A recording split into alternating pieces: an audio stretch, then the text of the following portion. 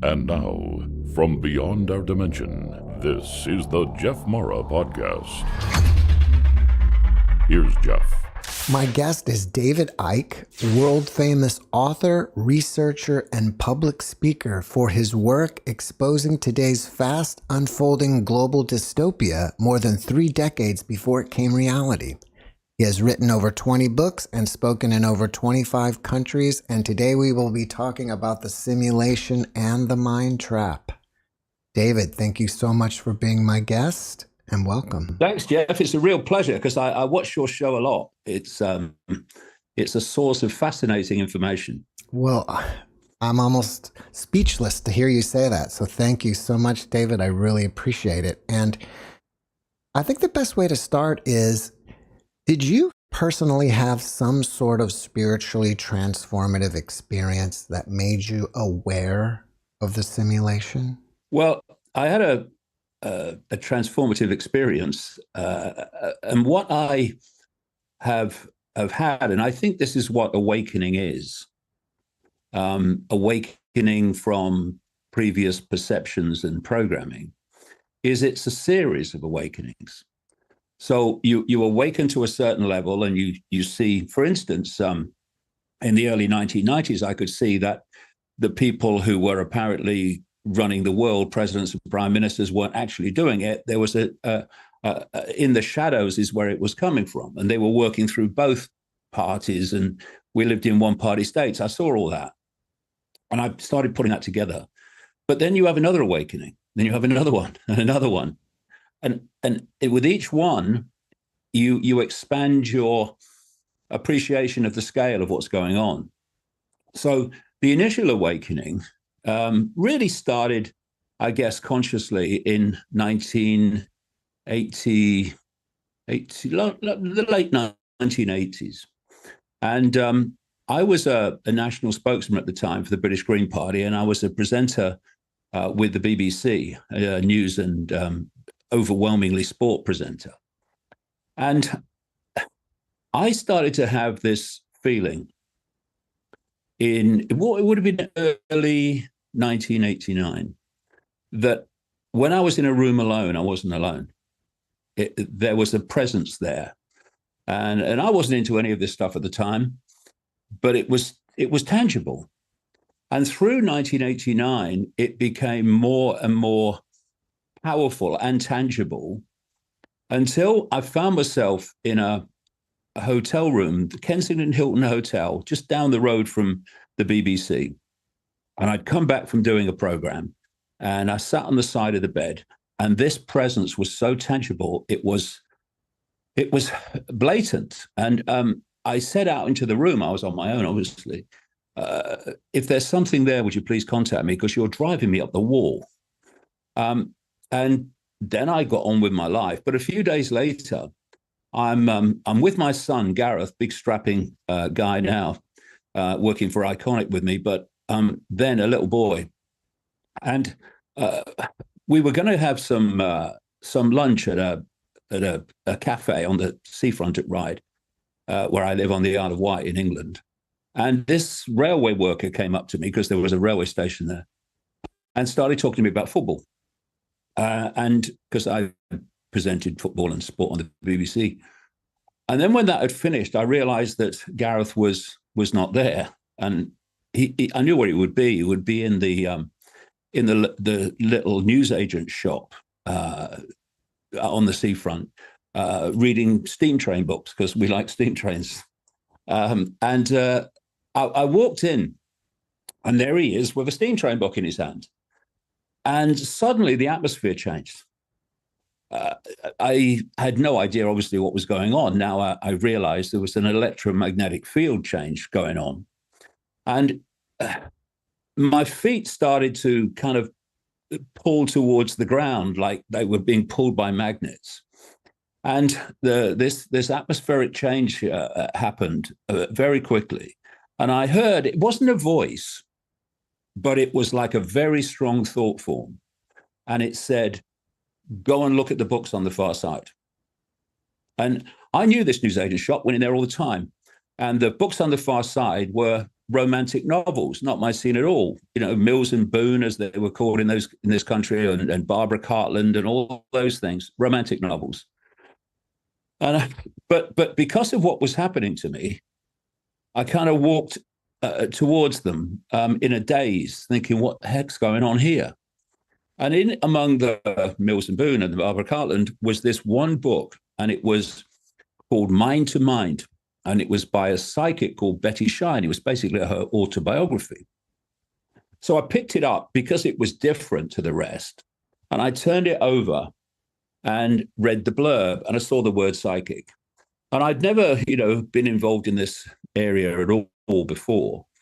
But my immediate reaction was, I wonder if this lady would pick up what the heck's been happening to me for the last year. This was in March 1990 that this happened.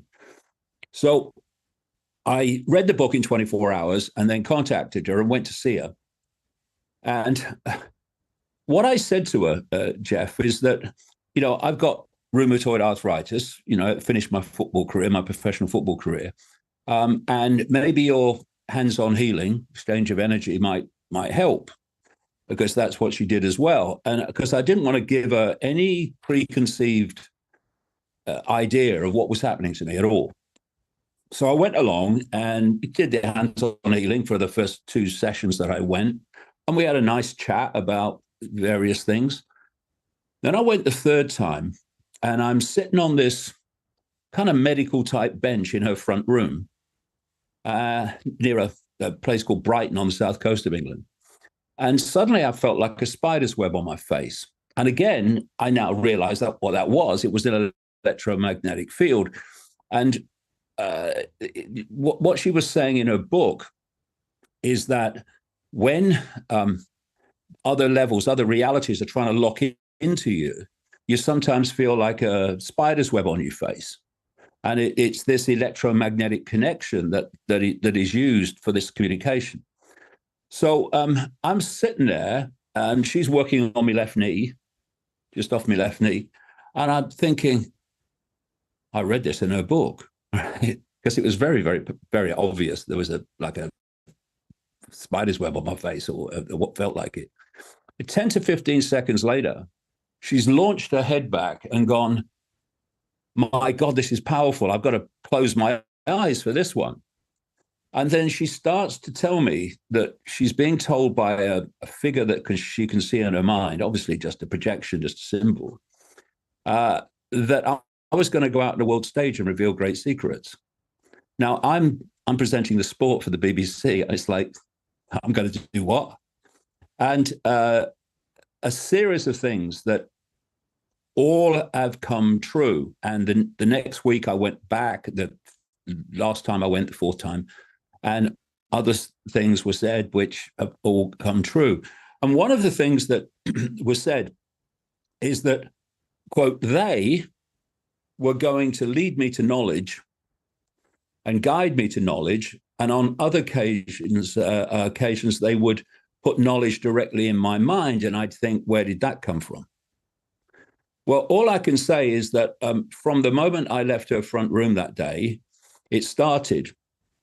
And the first kind of 2 years, 1990, 91, maybe into 92, I would be guided to, and so synchronistically, I would walk into people, documents, books, personal experiences, etc., that were like handing me pieces in a puzzle. And that at that level, at that time, all the pieces in the puzzle were the world's not controlled by who appears to be controlling it, and well, so who is, that kind of thing. And what I would do in those first 2 years or so is that I would look at the information that was coming to me synchronistically, and I would decide what I concluded about it. And then after that, which has gone on to this present day, it was the other way round. I would know what was going on, sort of intuitively, and then the names, dates, places, tangible evidence, the 5 sense evidence would start flowing to me. And there was this sequence which has continued to the present day, where I will have a subject come into my life, for the first time, kind of out of nowhere. And from that moment, information about that subject is coming at me from all angles. And what it's done has taken me from, if you like, the world of the five senses and how it's controlled, how it's manipulated, the networks that are doing it. It took me then from about the mid-1990s into the fact that there's a non-human force behind this that operates outside of human sight, which is almost everything that exists is outside human sight. And then it took me into the simulation. And more recently, as I talk about in a new book called The Reveal, it's taken me into the afterlife and what people like Isabella Green call the trap. In fact, the first book in a trilogy about this, The Reveal is the latest one, the middle one is The Dream. The first one is actually called The Trap. And I'd not come across Isabella's information at that time. And the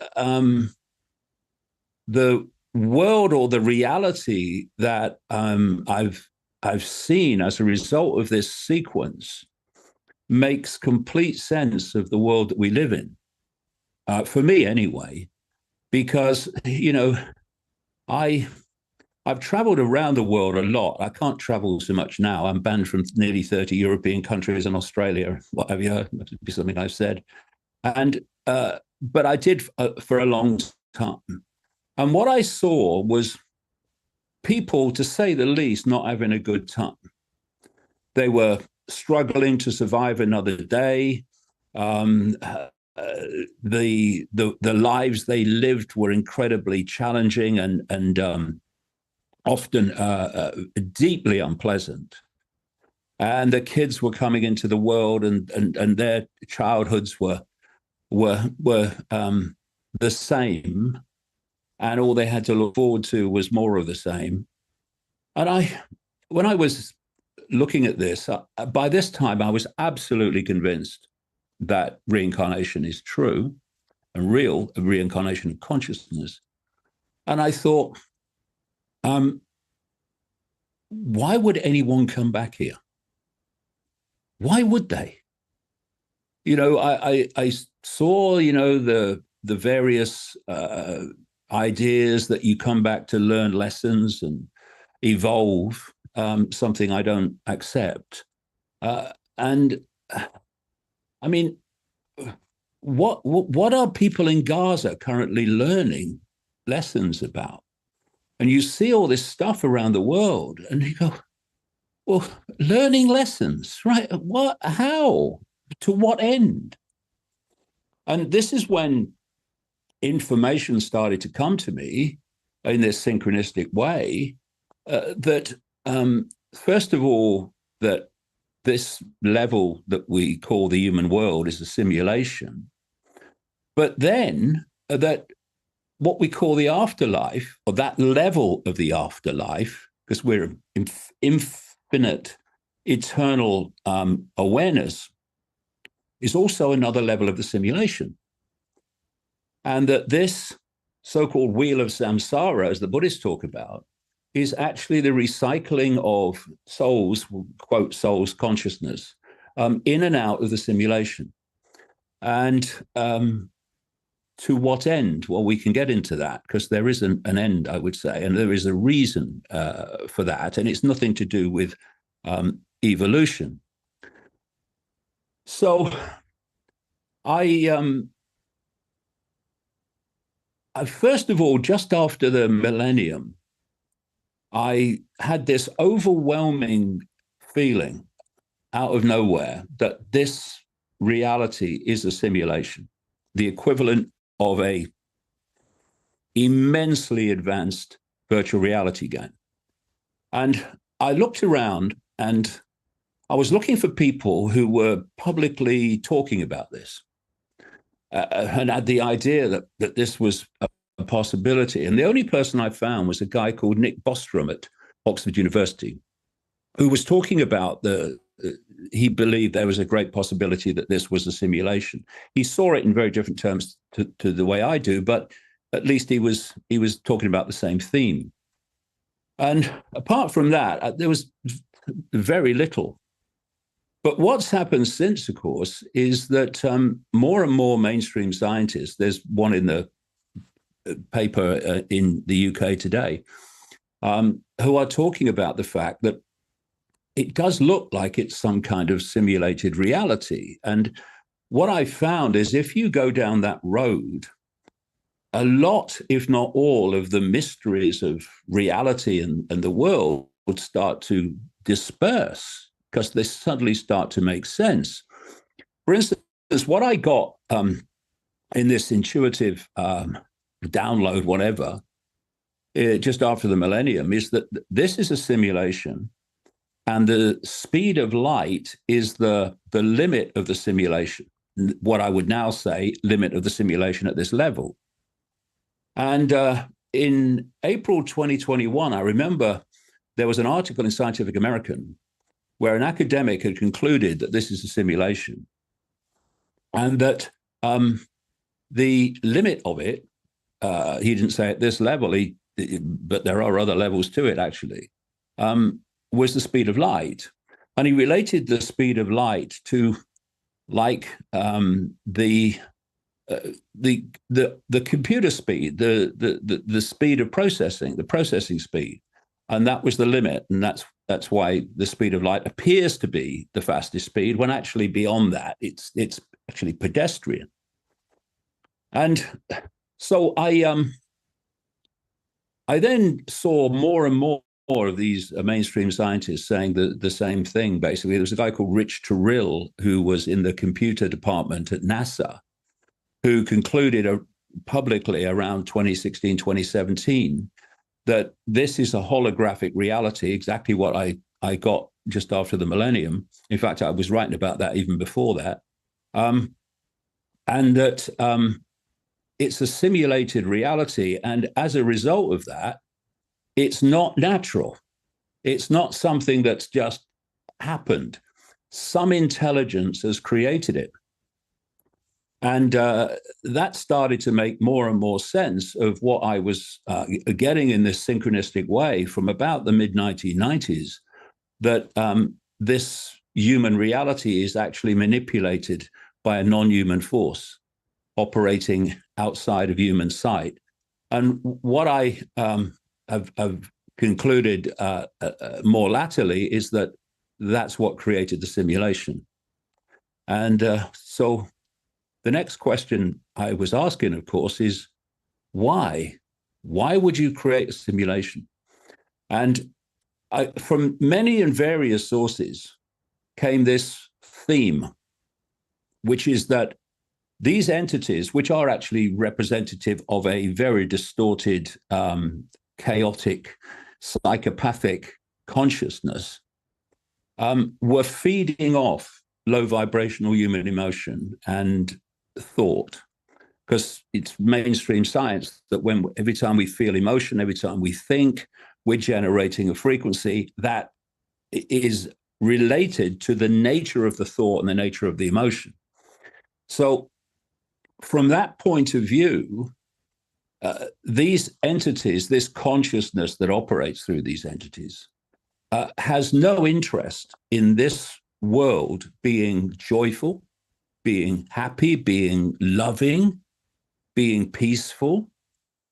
It wants us in states of emotion and thought that relate to the prime emotion of fear, and related emotions like resentment, regret, anxiety, depression, and so on. And it starts to make sense of the world that we live in and why we have this world of such suffering, chaos, and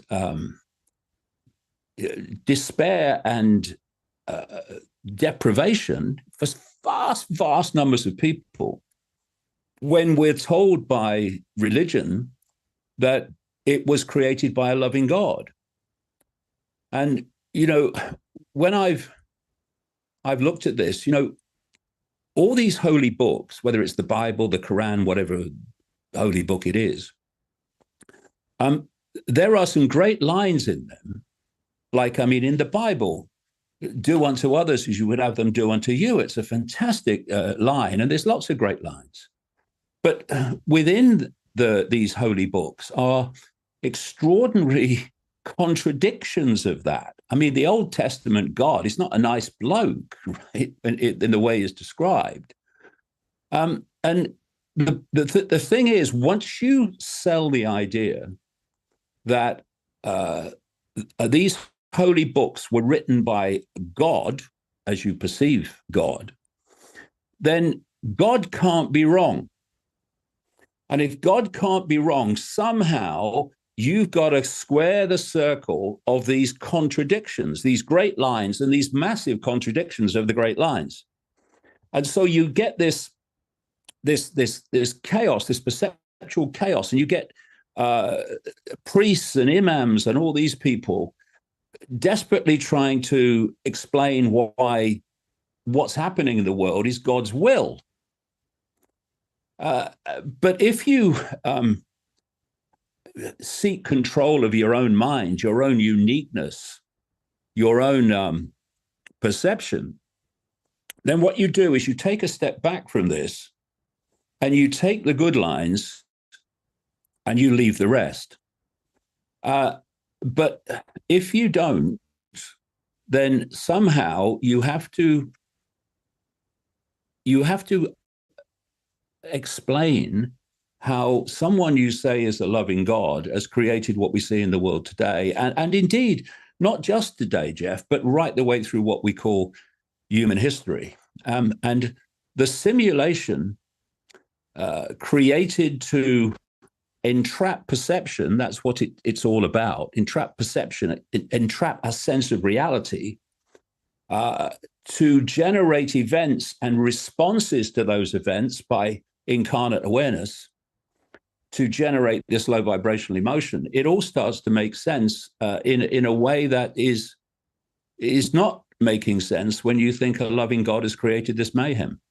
Is it possible that we're just a prison here on the edge of the galaxy?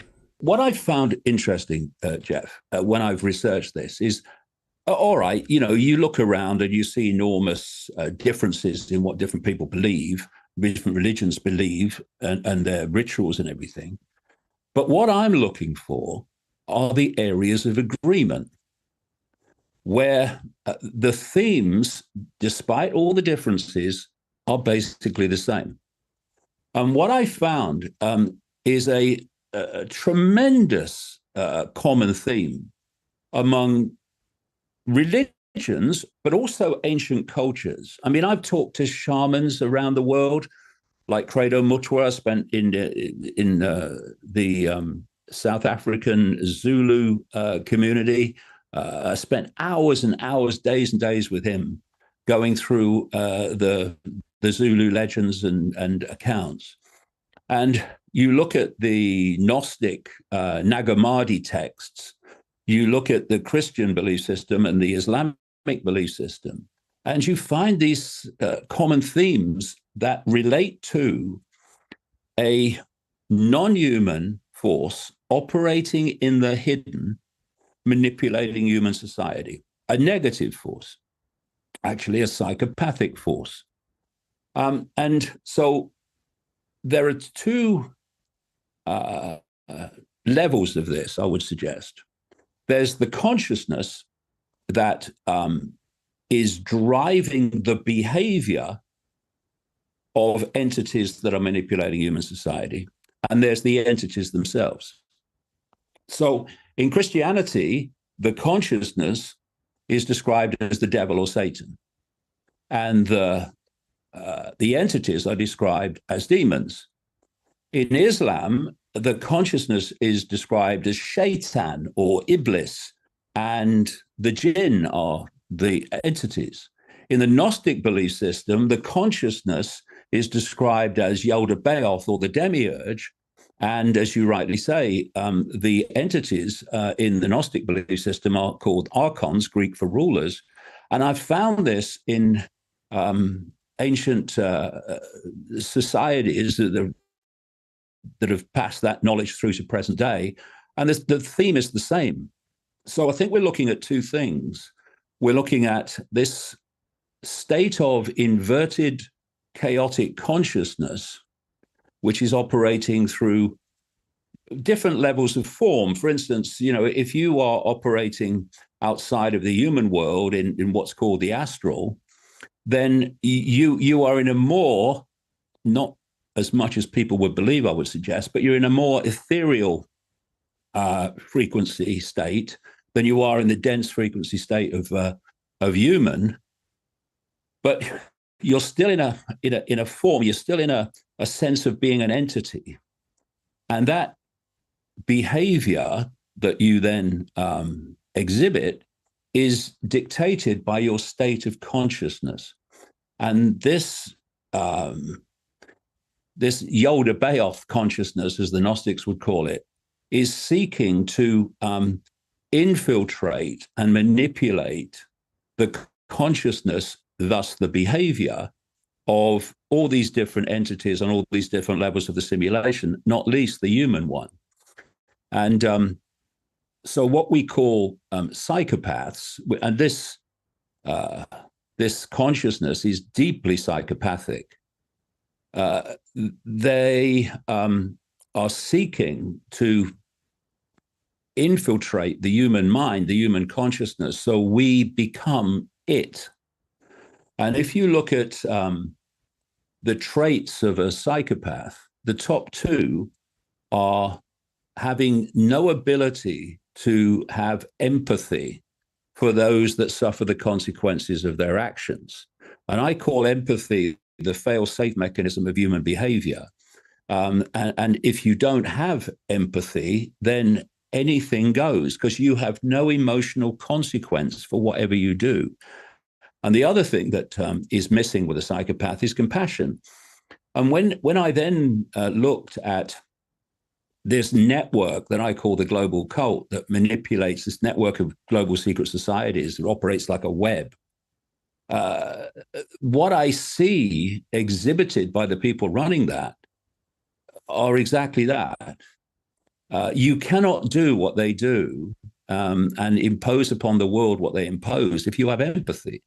You can't do it if you have compassion. And, it's like if I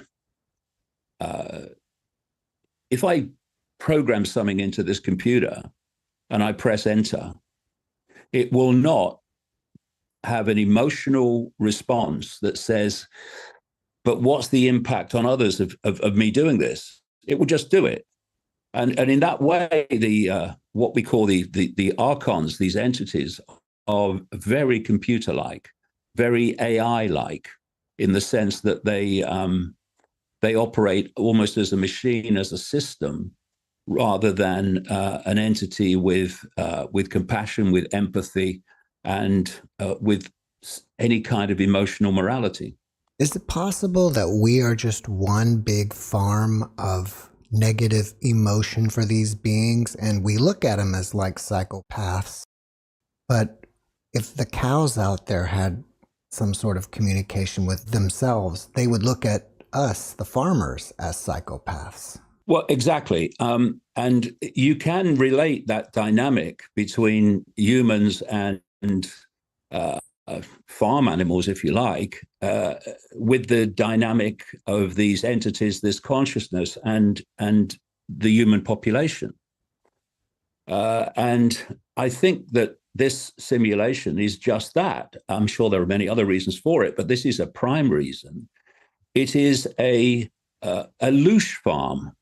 And of course, you'll know that Robert Monroe, who very much popularized astral projection, astral traveling, came up with this term of loosh because he said he learned in his astral travels that there were entities feeding off human low vibrational emotion and thought, and he gave the name to it Loosh. And I think this is a Loosh farm. And interestingly, he was involved with a CIA operation called Gateway, which brought together other people that had this ability to astrally project. I mean, you've talked to many of them. I saw an interview you did the other day with someone who could do that. And to see what they were experiencing, what they saw. And they saw so many reptilian type entities in this astral projection that the Gateway Project gave them the name the alligators. And of course, I became infamous in the mid-90s for saying that these entities manipulating human society, certainly in large number, not totally, anything like totally, but in large number, took a reptilian form. And so, you know, as I've moved through the gears, through the levels of awareness, it's made sense of why the world is as it is. And the other thing that I've obviously asked about is, okay, what the heck is this simulation? What is it? What form does it take? And if you fuse together the esoteric, the far out, if you like, not really far out, but and you fuse it together with the scientific as we perceive science, there are many areas that actually come together. For me, for instance, we are in a simulation that is not a construct, it's a information source. And we are decoding that information source into a sense of reality. And what's decoding it is this, the human body. I've been calling the human body since the 1990s a biological computer. Instinctively, that term was coming to me. It's a biological computer. And what is also interesting in terms of the biological is that we perceive the technological to be technological, machinery, whatever, and we perceive the biological to be natural. My question is, how do we know that? How do we know that the biological is not a very advanced form of technological? And I do know, having researched this for 35 years now, that this cult, they look upon the biological as a form of technology, a form of computer system. And what I'm saying in the books is that the simulation is like a Wi-Fi field. It's like a radiation field of information. And we are basically the computer that is decoding that information into a sense of external reality, which is actually going on in here. So if you look at mainstream science, you know, they talk about the five senses. The five senses are how we lock into this simulated information source. The five senses are picking up vibrational information. The ears are a classic with sound waves, but they're picking up this vibrational frequency information. They then turn it into electrical information, same information, different form, which they then communicate to the brain. And the brain, I say, decodes it into a digital holographic state, which we perceive to be outside of ourselves, but it's actually happening in here. And it's very much easier now to describe these things because we have the analogies. This whole technological explosion that's going on of AI and computerization, all of it, Wi-Fi, means that we can have the analogies to describe what we're talking about, because what I've seen over the years, Jeff, is that this technological explosion is technologically mimicking the way that we are interacting with this simulated reality. And so you have the body, which is constantly decoding the simulation and delivering to us a sense of reality. And if you then liken that to the computers that we know about and the Wi-Fi we know about, what is happening is, if there was Wi-Fi in this room, I think there is in this hotel room, you would look around and you'd say, where is it? Where is it? You can't see it because it's operating on a frequency that we can't perceive.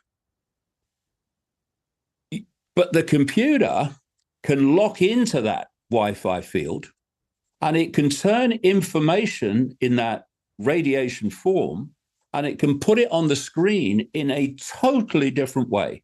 Because if you said to people, okay, tell me about the internet, they would say, okay, well, it's moving pictures and it's graphics and it's words and it's all this stuff. And yes, it is.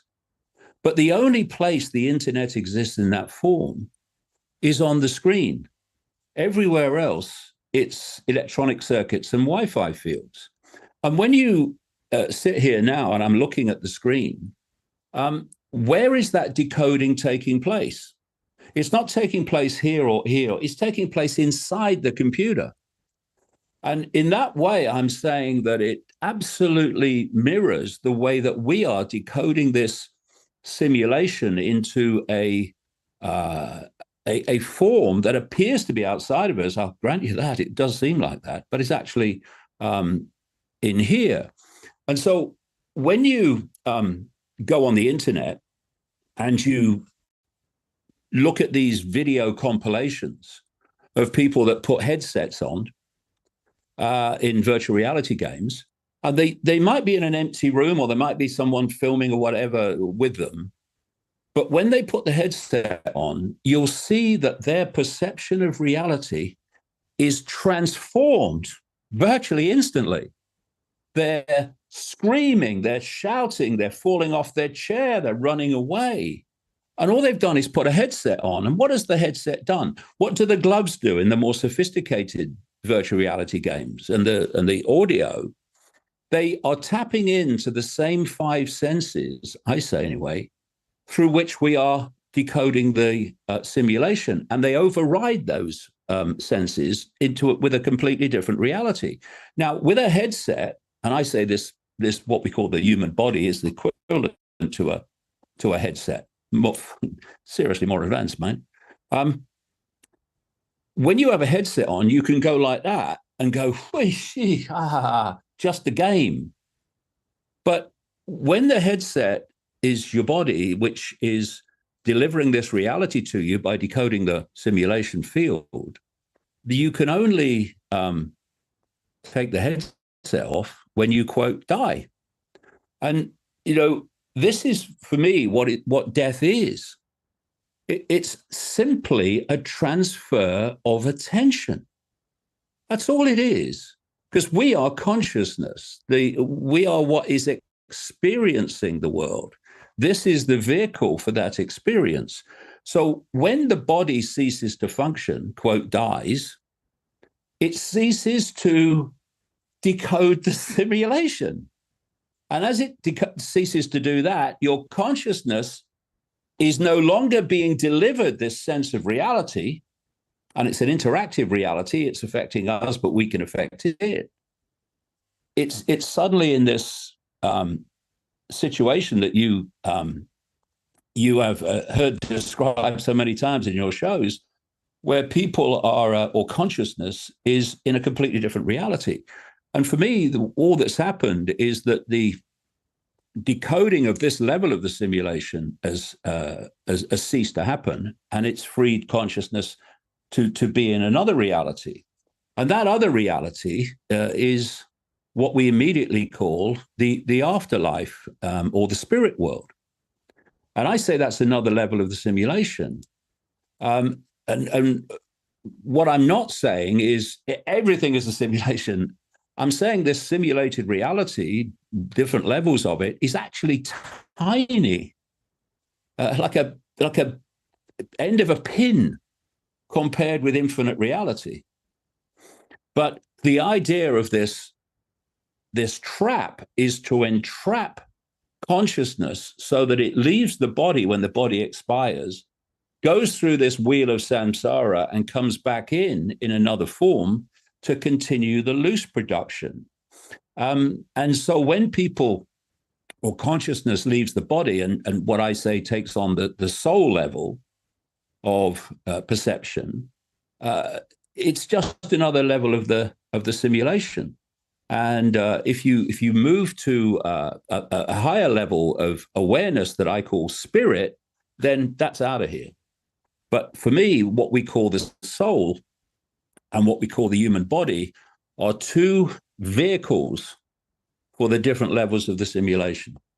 Have you discovered a way to manipulate the simulation for your own benefit? Well, I think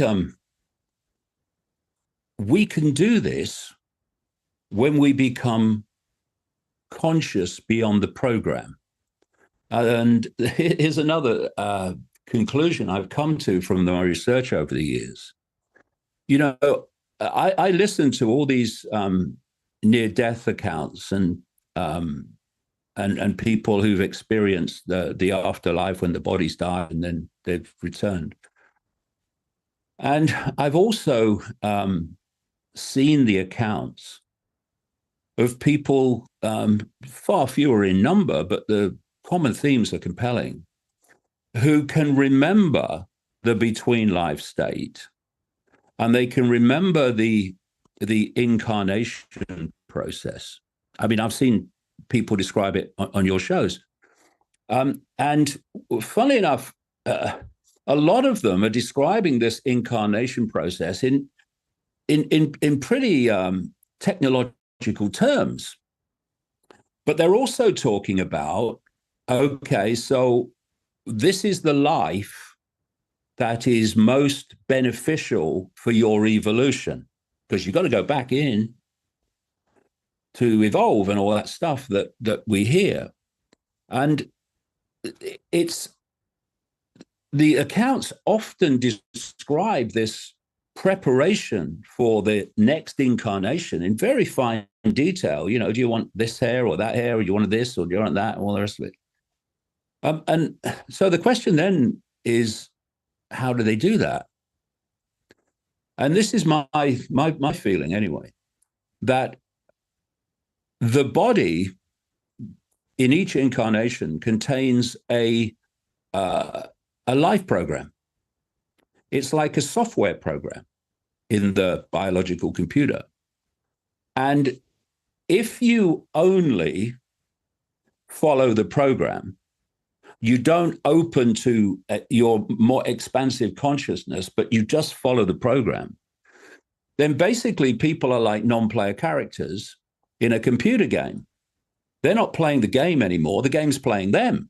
They're just an extension of the game.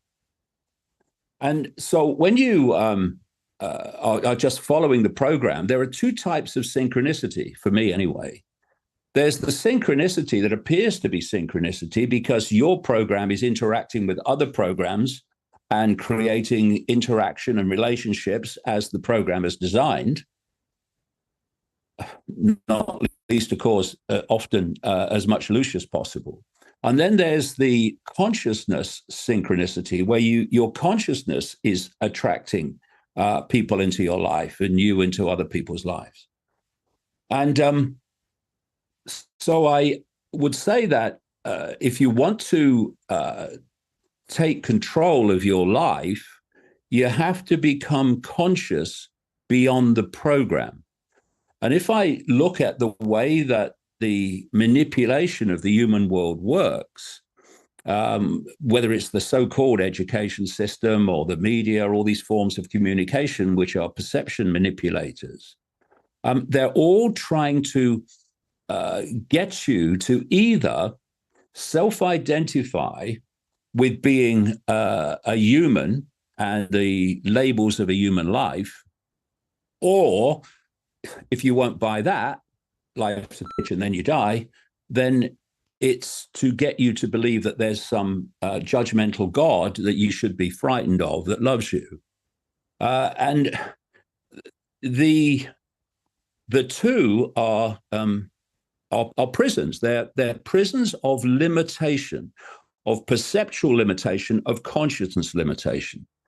When you self-identify the I with the labels of a human life, man, woman, sexuality, race, religion, whatever, you are self-identifying with myopia. You're self-identifying with limitation. That's where they want you. They want you in a myopic state of sense of reality and sense of self-identity. The other one is that you're subordinate and under the control of some God, some loving God, and you've got to be frightened of how God will judge you and all that stuff. And again, that's a sense of limitation. You know, it's like the human race has got to stop looking up and start looking the world in the eye. Start realizing that the self-identity that we've been given, either as a human or a subordinate soul, is not who we are. They're what we experience in the simulation, but they're not who we are. What we are is an infinite state of awareness. We are simply beyond form, a state of being aware, what I call spirit, the sense of spirit, just a word, but it's a way of expressing the difference between the soul and the human. And when we ask the question, you know, how do we get out of here? Then for me, when I've looked at the different explanations, it can sound terribly complicated.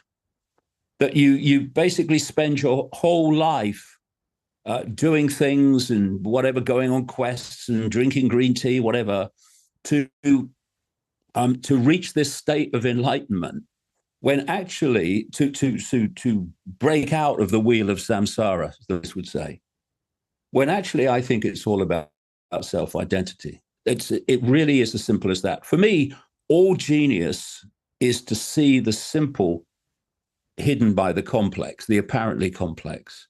And given that, you know, we live in an infinite reality that is the ultimate genius, then answers tend to be simple rather than complex. What you have is all these scientists and academics, and they're looking at the complex. Oh, if it's not complex, it can't be real. The answer's not complex, it can't be an answer. When actually it's really simple, in my view anyway. So if you are in a human body and you're self-identifying with the human body and the labels of it, you are self-identifying with limitation. I can't, it's not possible. And I was therefore, because I'm just a little me, I have no power, I've got to look up to experts to tell me what to think. And what I found interesting, Jeff, listening to near-death experience accounts, is how that dynamic transfers itself into the astral, where consciousness souls leave the body, and then they're faced with other authority figures. They may be religious heroes, they may be spirit guides or elders or whatever, but they're a form of authority. And the perception is that authority knows more than you do. So basically people follow the authority and the guidance of the authority. And it's in that way, although the frequencies are different and the astral is far less dense, or most of it anyway, than the human world, incredibly dense. The dynamic tends to be the same. And so you've got this self-identity of human and limitation. And that self-identity, for me, expresses itself in the frequency you're operating on. So if you think you're little me and have no power, you are operating on a very low level of frequency compared with what you could be. And because of your myopia of self-identity, you are accessing a comparable amount of the infinite field of awareness. And therefore, your limited self-identity becomes your limited perception of everything. When you go into the astral, as a quote, soul, then obviously your self-identity is expanded, but you're still perceiving yourself as an entity, an I, which I say is the false I, just like the human is the false I. But when you self-identify as being a unique expression of all that is, has been, and ever can be, a unique expression of infinite awareness that is beyond form, that is beyond all of it, that's when you are not even in the end generating a frequency. It's when you move beyond frequency into an infinite state. And that cannot be held. That frequency state that comes from that self-identity cannot be held in the simulation, in the matrix. And, you know, it's interesting that the Buddhists talk about the wheel of samsara and how you have to keep experiencing lives in this human reality to reach a state of enlightenment that you can escape the wheel. There's another esoteric concept that goes under the name of the ring pass not, which says that there is a level of frequency, in effect, beyond which you cannot go unless you've reached a state, basically, of enlightenment that you can go through it. And this is, for me, the difference between being caught and trapped in this matrix simulation and escaping from it. Not even escaping from it, just I'm off now, bye, see ya. You're out, because it cannot entrap you when you're in a state of awareness, a state of self-identity that's beyond the frequency walls of this simulation. And if you then play this off against all the stuff that I do about the global cult manipulating global society, moving towards dystopia and all that stuff within the human world, and you see the impact of religions, the impact of society in general, the institutions of society, they are all having the effect of making you see yourself in limited terms, where you're just a human, that's all I am, or I'm a soul that's subordinate to God, that's all I am, that's what I am. And it's all about holding your perception and your self-identity in a state that's not going to escape this simulation. And so for me, if we want to impose ourselves on the simulation and stop being subordinate to its diktats and its impulses, then we've got to realize our true nature and become not as a concept, but as a being, and live that life while in a human body, that we are consciousness. We are having a human experience. It's not who we are. And like I say, the whole pressure of society, whether it's religion or whatever, is to hold you in a state of self-identity that dictates your frequency, which holds you in the frequency walls of this simulation. So the wheel of samsara continues. Do you have some sort of practice of meditation where you try to go to somewhere like the void and become one with this unified field? Well, it's a interesting question because um, when would it be? Around the early 2000s, I was writing books about the conspiracy, the human conspiracy, and all that stuff, and but also reality. And I concluded that if I was going to understand more, I had to experience these other realities, not just as a concept, but or as a dream, but I had to consciously experience them. And just as I was coming to that conclusion, I got contacted by a group who were putting on a week where people were taking ayahuasca in a Brazilian rainforest. It's the only time that I've taken psychoactive drugs ever. So I went there, and I could have taken it 4 times. I took it twice, and that was enough for me because of what I got.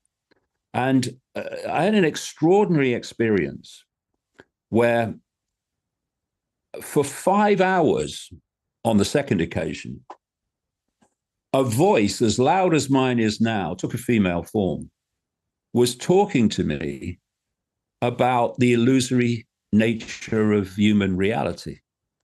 And it was hilarious. It was very, very funny. I mean, they've got a sense of humor out there, I'll tell you. And what happened is I was kind of transported. My mind went to this void. But it wasn't a void. When you're talking about infinity and the infinity of possibility, then all things must be possible. So we tend to think in human terms as either or. It either is or it isn't. It's everything or it's nothing. But within the realm of infinite possibility, all possibility is possible. And so within that void, you kind of experienced everything and nothing. It was and it wasn't. It was all possibility just waiting to manifest. And I was fascinated many years later because what it took the form, it was black, but it was brilliant. It's very difficult to describe. Many people watching this show will have experienced it, I'm sure. It was like a brilliant blackness, but it was everything. And this voice said to me, this is where you've come from and to where you will return. And a few years later, a lot of publicity surrounded the book of Ibn Alexander. And I read his book about his near-death experience. And he said that he basically experienced this void. And I read the words. He called it the dazzling darkness.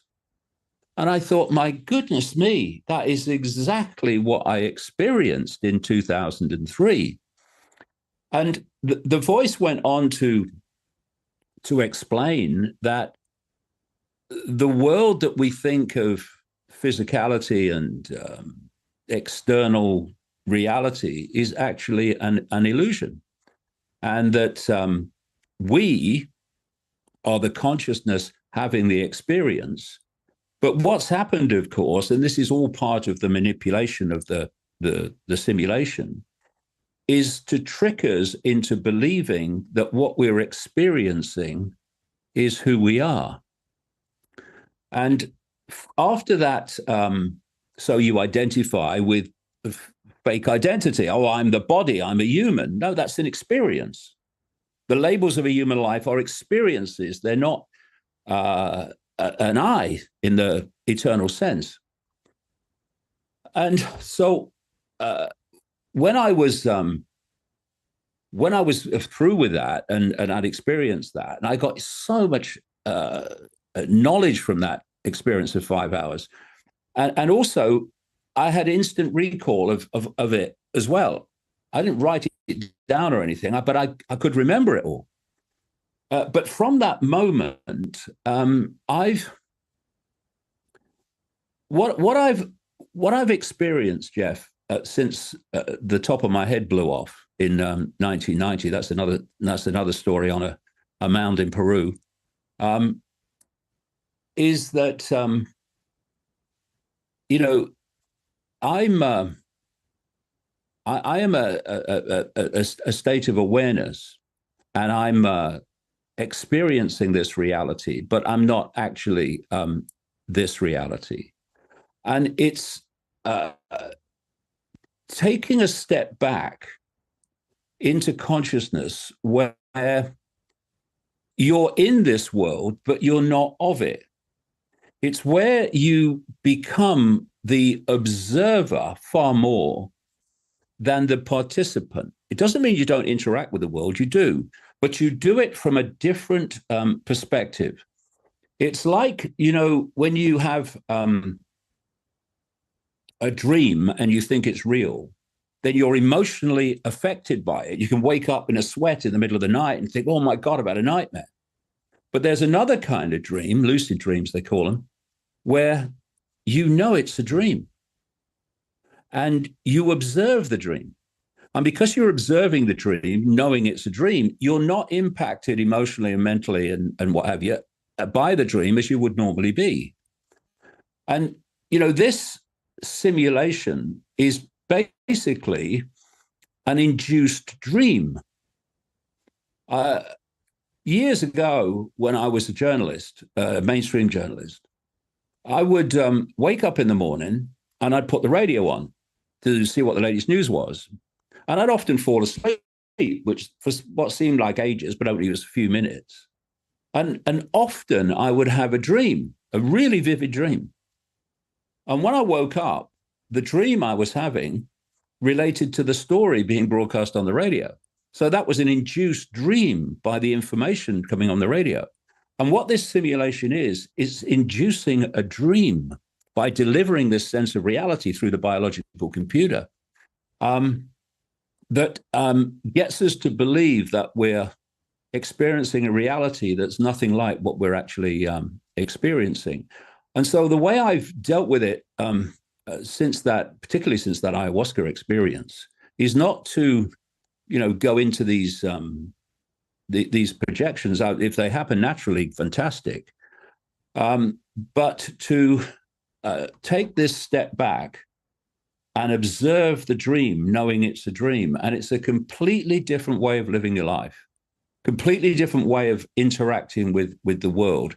And once you take this step back into the self-identity that we are a state of awareness, and this is just a dream that we're experiencing, you start to see how the dots connect that you can't see in that myopic state. And the other thing that's happened, I was going to mention after my head-blowing experience in Peru, is that from that moment, I've had constantly, all these now 35 years, coma sleeps, real coma sleeps. Funny enough, often during the day, where I'll be, working or whatever, and suddenly I'll become incredibly tired very quickly. And I'll go and sleep, and I go into these coma sleeps, real coma sleeps. And often when you kind of wake up and you kind of realize that you're back in the world, it can be half an hour before I can actually move. And when I come back, I kind of instinctively know that I know something that I didn't know before. And then gradually over as the days follow, you start to get insights start to come to you. And so that's something that's happened to me since 1990. And I think I'm probably traveling distant places when I'm in those coma sleeps that I do not have a visual awareness of. Do you have any other tips, practical tips that we can use to help us free our minds from the matrix? Well, I keep coming back to this theme of self-identity. For me, that is everything. And I've had this confirmed so many times by the fact that this global cult in its various forms is always trying to control your self-identity. It's always trying to put you in a state of fear, which is a low vibrational state, which suits the whole shebang of the game. And if you self-identify with just being a human, then you're in a low frequency state. And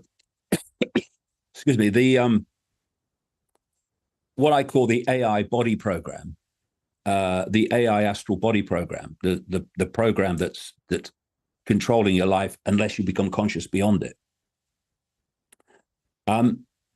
That will go on calling the shots, and you'll be having thoughts which you perceive to be yours, but are actually coming from the program. That's why, when you look around the world and you look at the infinity of possibility, how people tend to react the same. It's unbelievable. It's like pressing enter on a computer. If you do this, people are going to react in that way overwhelmingly. And that's the program. And when you kind of take just a step back and you listen to your own thoughts, and you can get to that state where you're observing your own thoughts, and they're going. It's what we call the mind chatter. Oh, she says this to me, I'll say this to her, and I said that, and I would have done that woman in 1963, and I'll do this if they do that. It's all going through. But you can get to that point where you're observing it. And so then you ask the question, what's observing? Well, consciousness is observing it. So what is it? It's the program. It's the program running through. But you can take a step back from it and you can observe the program, realizing it's a program. And through this self-identity with being pure spirit, pure consciousness, an infinite state of all possibility, and living your life from that perspective, you become an observer of the game, and the game loses its power over you, just in the same way that when you're observing a dream, the dream does not have power over you. When you're in the dream and of the dream, it has power over you. And so it's this perception of self-identity that takes you beyond all of it. And you've got the mind program running through. Oh, and all this stuff, the mind chatter. And this is what I was talking about earlier. People then think they have to work through that. I've got to work through that. I've got to let this go. I've got to let that go. I've got to do this, got to do that. And you've got to drink green tea and all that stuff. But if you just become the consciousness you truly are beyond the program, there's nothing to sort out anymore, because you are basically withdrawing from the program and becoming an observer of the program. And it can be hilarious, actually, when you do that. And what happens, in my experience anyway, is the more you do that, you still get pulled in, and you get pulled in into the program. But the more you do it, the more you immediately recognize, I've been pulled in the program, I'm out. And this roller coaster of life, and drama eases out, because we are all that is, has been, and ever can be. We are infinity having a brief human experience. That's as bad as it gets. And we'll always be infinity. We'll always be eternity. We'll always be exploring forever. And we're now experiencing something that's that's kind of entrapped our perception. So if the problem is entrapped perception, then the answer must be untrapped perception, which means you step back out of the program that's controlling perception and into the consciousness that you are, that can observe the program and see it for what it is, that can observe the dream and see it for what it is.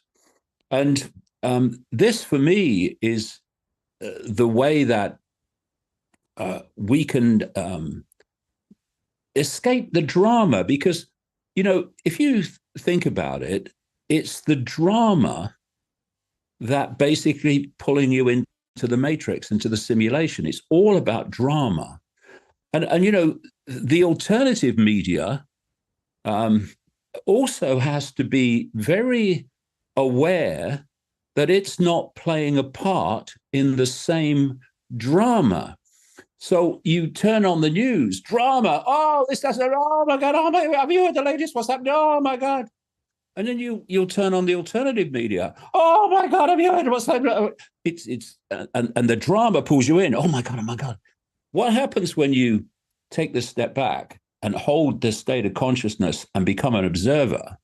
Doesn't mean you don't do anything, but you are at a state of observation. The dramas kind of balance out. You don't get pulled into them like you did before.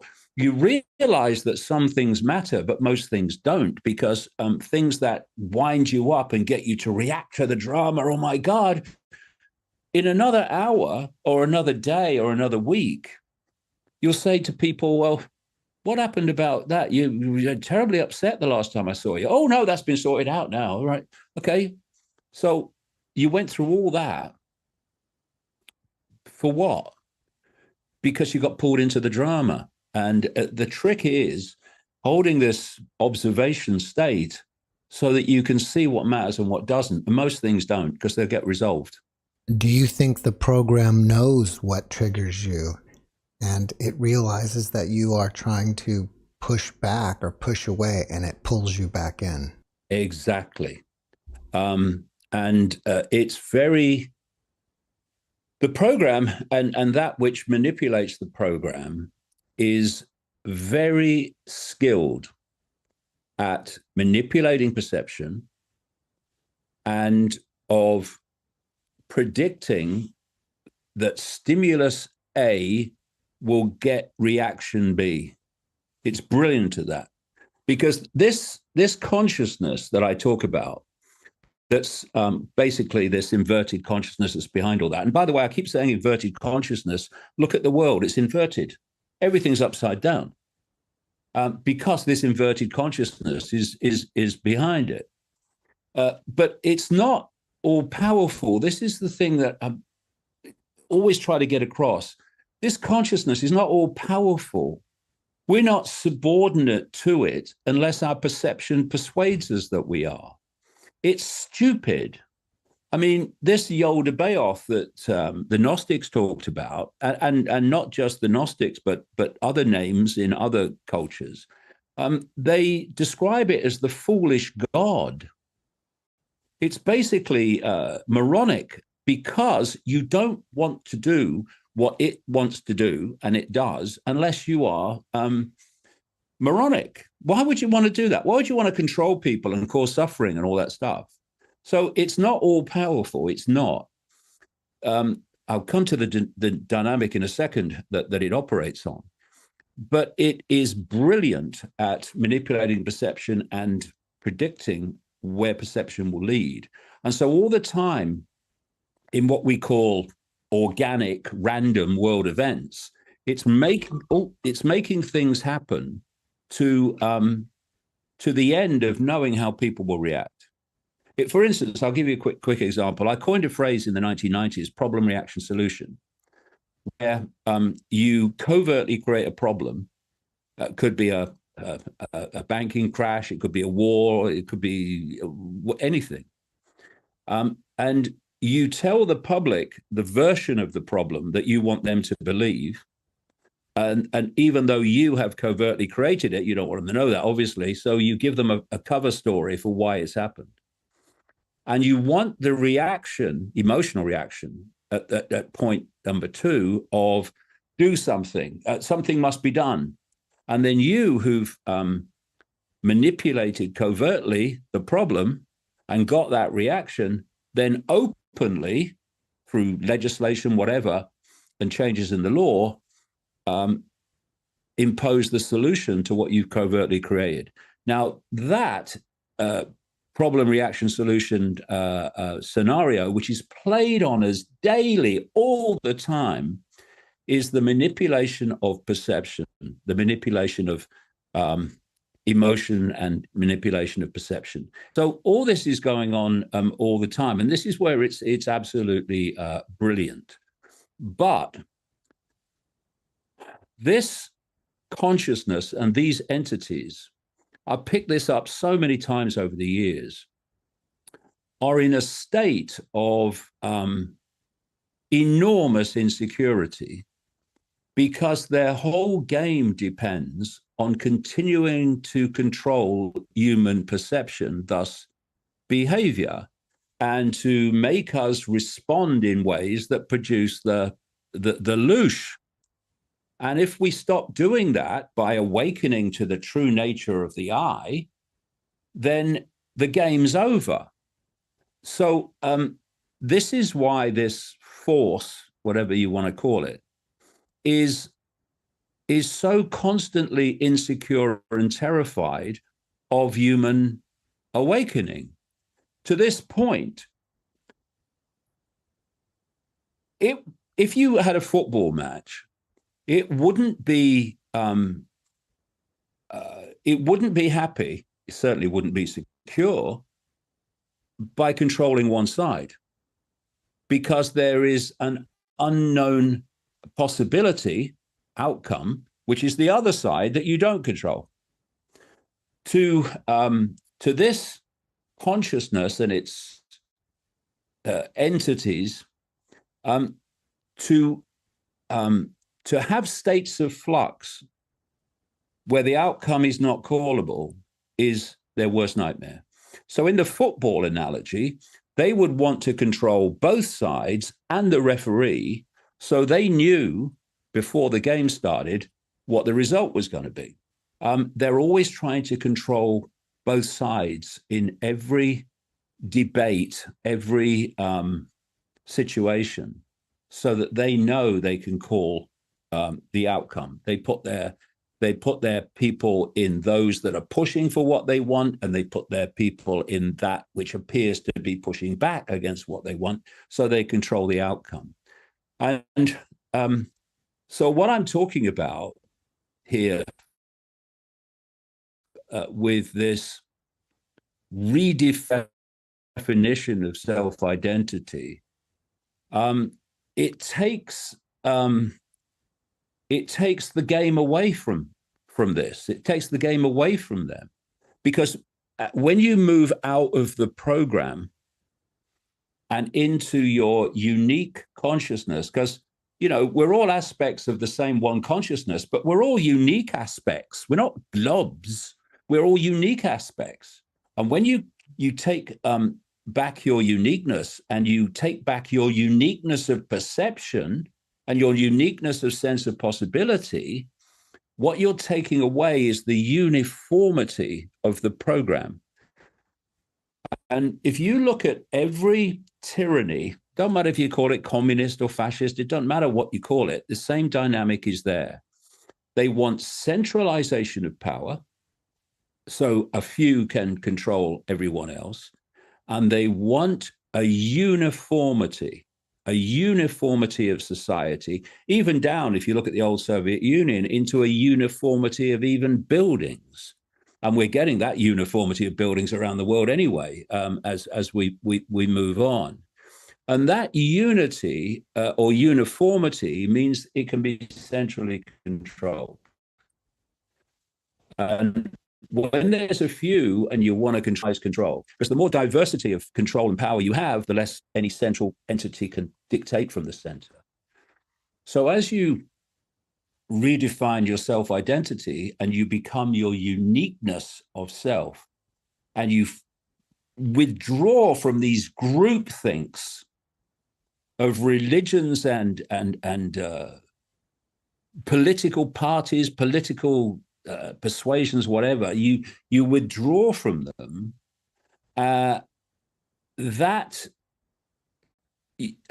expansion of uniqueness is withdrawing from the uniformity to the point where you don't know what you're going to do next. So how can anyone else know? And that's the process that will take us away from this program society, where we celebrate uniqueness instead of scorning it. And again, that's another aspect of this. If you look at how people react, and I know this from my experience in the early 1990s when I couldn't walk down any street in Britain without being laughed at. The reaction of the groupthink, the sense of normal, means that anyone who is perceived to be outside the normal is either ridiculed as crazy or abused for being dangerous. And this is another aspect of this control of perception, which is control of the normal. If you can control the normal, you control society, basically, because one of the great ways of control is to compress the sense of possibility. Very, very important. Possible. Then when you are manipulating through, then people will just dismiss it. Can't be happening, mate. That's impossible. But it's not. It's just your perception of the possible. It's not what's actually possible and not possible. And so what we have is two worlds within one world, within the human world. One is this global cult with its network of secret societies, and one is the population. And the difference between the two is knowledge. The idea is that you pass on advanced knowledge, like the nature of reality that you talk so much about the plan for humanity and where humanity is being taken towards this dystopia. You pass that on through the secret society network, the inner core of it, because you want to keep it. That's why we have secret societies. Who are they keeping secrets from? The population. And at the same time, you've created this network of passing on advanced knowledge, isolated from the population. That same cult, this is well researchable, have created the means of communication within the population. All these forms of communication from which we form our perception are cult created. And what this has done is create this enormous division between the knowledge passed on through the secret society network and the knowledge that the public is, as a normal course of events, allowed to access.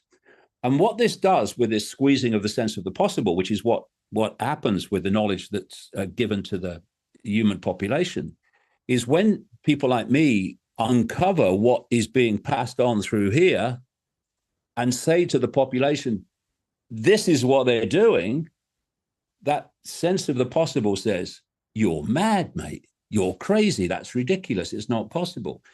It's, again, we come down to this basic foundation of all this conspiracy, whether it's human conspiracy or interdimensional conspiracy, control of perception. And we need to take control of our perceptions back. And you do that by redefining your self-identity and not accepting yourself to be what they constantly tell you from cradle to grave that you are. David, due to time, I need to switch gears with you. Earlier, you mentioned that your latest book is called The Reveal, which I believe is a part of a series. If people want to find out more about it, do they go to your website or Amazon? Yeah, they can go to my website, and it's a trilogy. mean, I've written nearly 30 books now. And, you know, what we talked about earlier, Jeff, about this process of this is what I think I know, so what don't I know? It's taken me through this vast spectrum of information from the five sense reality through the nature of reality, and now into the areas that you specialize in, the afterlife and the kind of where do we go when the body expires. And that's the focus, that latter is the focus of these three books: the trap, the dream, and the reveal. And they're written individually, so you can read the book in each book and get from it the story. But there's also a progression between the three. And it's, for me, it's not only is it information that we talk about, you talk about, that affects every human being. It's absolutely vital, I would say, that people realize these levels of the game that we're talking about. Because, you know, first of all, what reincarnation does is it basically mocks racial self-identity. You know, how many slaves or slave owners have come back as people who are in experiences of slavery? I mean, you know, you can say, for instance, someone like Alex Jones, there's a conspiracy, is this conspiracy, is that conspiracy. But through this process of reincarnation, if we don't understand the game and how we can get free of the game, then you could come back, that same consciousness could come back and be anti-conspiracy. It's a strange thing that reincarnation kind of changes everything. It changes the whole dynamic of human life. And for me, the idea is not to keep coming back. It's to get out of this nonsense and this entrapment, this perceptual entrapment. That's what the simulation is. It's perceptual entrapment, and return to infinity in full knowledge that we are infinity. Do you have any new things that you're working on that you want people to know about? It's a constant, to quote, journey of trying to uncover more and more and more. And, you know, I won't talk about it now, but I do have further concepts of how even deeper this goes. But this is the whole thing, Jeff. You know, it's not just about uncovering the scale of it, though that's important, because if you don't understand the scale, then you're going to be, you know, stomping around in a fraction of it, thinking you've got it. But in understanding the scale of it and how it's done, that's where the answers lie. You know, the answer to mass human control, it's not any politician. It's not anything in the world of what we perceive as physicality. It's in the realms of consciousness and taking control of consciousness back from that which is programming our sense of consciousness and reality. That's where the answers lie. And if you break it all down, you know, one of the interesting things, having been through this journey of 35 years, where you're dealing with these different levels of it, like the manipulation of human society and blah, blah, blah, and the banking system and politicians and all these others, is that you can see how people are called, you know, living in mind prisons, or you believe anything you're told. But then you can go, oh, it's not what I thought it was. But you're still in a mind prison, just a bigger one. An awakening is constantly expanding the mind prison until the prime prison's gone altogether.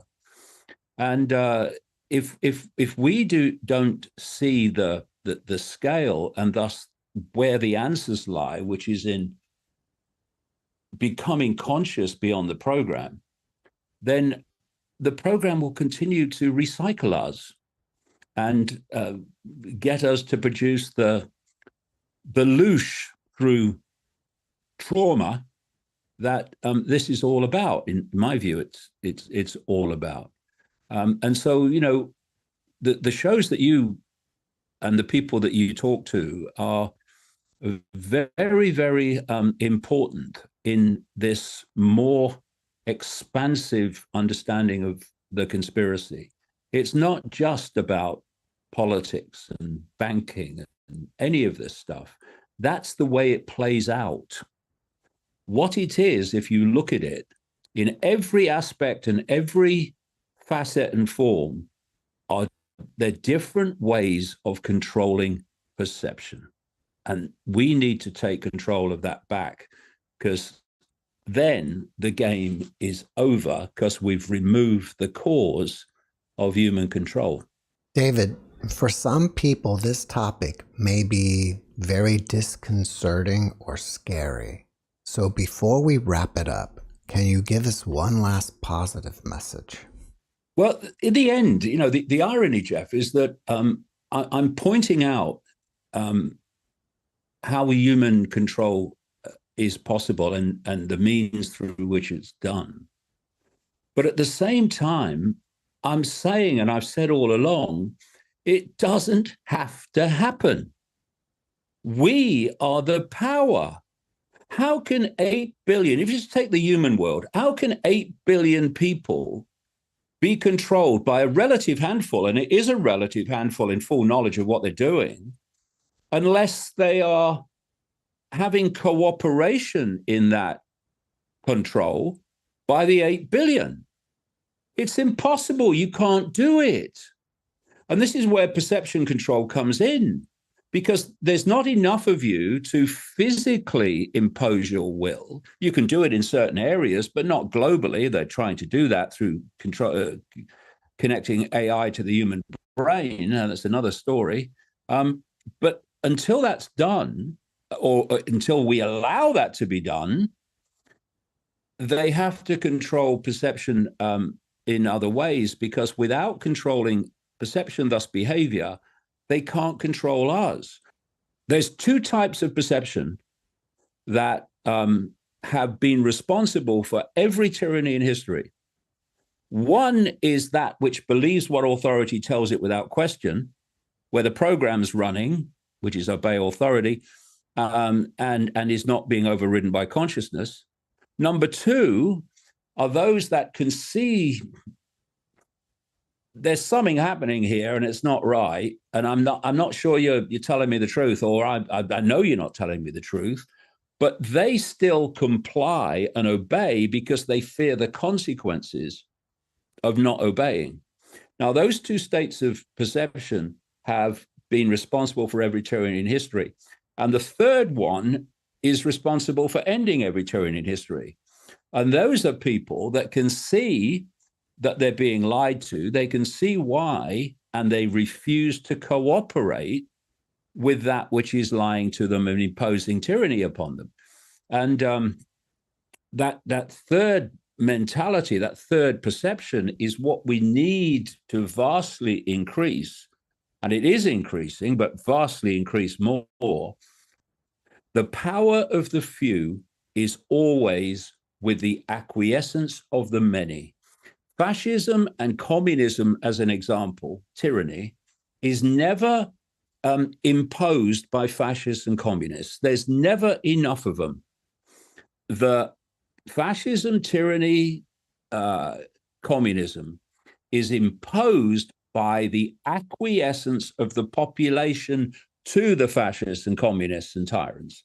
And we have the choice and the opportunity all the time to do that. But control of perception, obey authority, or what are the consequences of not obeying authority, mean that we acquiesce to it. And this is, again, why self-identity is so important. I am all that is, has been, and ever can be, having a brief human experience. Am I going to concede my uniqueness? Am I going to concede my sovereignty to an authority in this human world? Because A, I'm not going to think for myself, even though I am an expression of all that is, or I am going to concede to fear and obey authority anyway. And from this perspective of observing the world, it's like, hold on, I am all that is, has been, and ever can be. I'm having a brief human experience. What happens in that brief human experience? What does it matter what they do to me? My focus is doing what I believe to be right. It's expressing my uniqueness of consciousness. It is not to concede, no matter what the consequences, it's not to concede that uniqueness to an authority that's self-appointed. People talk about love, and it's a very, very important point. I think the heart's very, very important. The heart vortex is very, very important as a connection to the greater self. But for me, what love in its true sense does is it does what it believes to be right at any point and in any situation. And it does not think of consequences. I'm not talking about the consequences of if I walk across the road in front of a truck, I'm going to get hit. Of course, you're aware of that. And so you don't do it. But I mean consequences for doing what you know to be right. You don't, I can talk to myself, I don't consider consequences. Because to consider consequences to love is to consider not doing what you believe to be right. And love would never, consciousness, expanded consciousness, wisdom, whatever you want to call it, would never consider not doing what it believed to be right. And thus, if you consider consequences for doing what you believe to be right, you'll always list enough to go, I'd like to do what I believe to be right, but not that badly, thank you. But true wisdom, true love, true uniqueness will never concede what it believes to be right to fear of consequences. And if you take fear of consequences out of the human psyche, so much that we now acquiesce to would not be acquiesced to. Because fear of the consequences is what holds people so much in servitude. And personally, I won't cooperate with that under any circumstances, no matter what the consequences. David, you were brilliant. Thank you for being my guest. Thank you very much, Jeff. It's a real pleasure. The pleasure was all mine. Thanks for watching the Jeff Mara podcast. I really appreciate you. Another way to show support is through YouTube memberships. And if you do, there are loyalty badges and other perks depending on your level of membership. All you need to do is click the join button underneath the video to find out more. Thank you for your support.